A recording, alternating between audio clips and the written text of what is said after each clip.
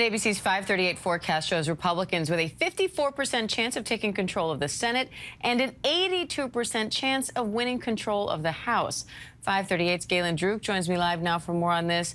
Galen, Republicans are looking more and more confident ahead of Election Day. Is this a foregone conclusion, or do Democrats still have a chance here? Look, I would say in the House, it looks like the cake is baked. If Democrats were to keep control of the House, it would mean that there has been some sort of polling error underestimating Democrats' strength. The Senate is a different story. It could hardly be more competitive in that chamber. So on average, we see that polling error over the past 25 years in Senate races is about 5 points, right? So we expect the polls to be correct, but oftentimes there's a margin of error. They're off by a bit. We have gotten used to that over the past few years. There are currently 8 Senate races that are within 5 points, right? So people should be ready for a result that ranges from 54 Republican seat majority in the Senate to a 52 Democratic majority in the Senate. At this point, it's not maybe very helpful to say for an elections prognosticator, but in the Senate, really anything could happen. Fair enough. Fair enough. We understand that. The latest ABC News Washington Post poll shows some sharp divisions on individual issues.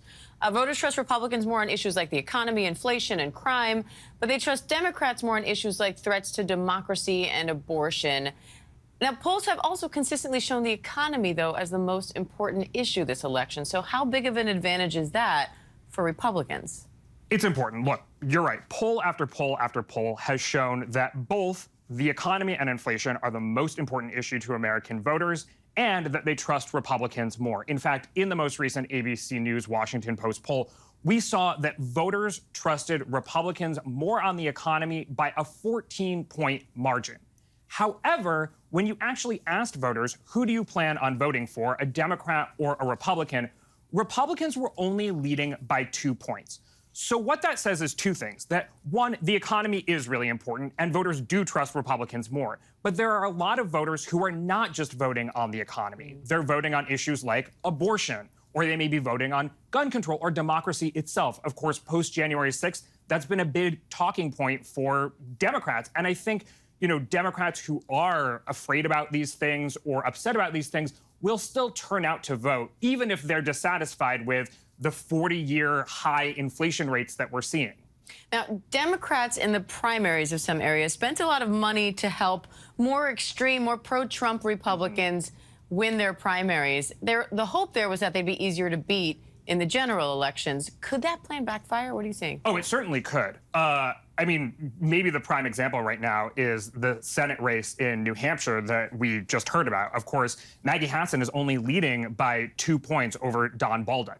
And Don Bolduc is one of the candidates that Democrats didn't directly help him, but tried to hurt his opponent to make his win in the primary more likely. A 2-point race is super competitive, so that could certainly backfire there. But more broadly, the way that this, and there are also cases where the Democratic preferred Republican candidate who's more extreme may well lose, and it could end up being good for the party, quote unquote, good for the party.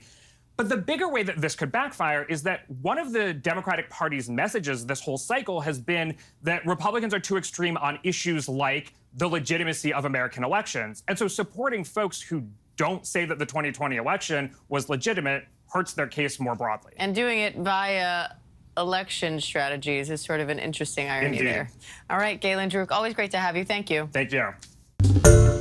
Hi, everyone. George Stephanopoulos here. Thanks for checking out the ABC News YouTube channel. If you'd like to get more videos, show highlights, and watch live event coverage, click on the right over here to subscribe to our channel. And don't forget to download the ABC News app for breaking news alerts. Thanks for watching.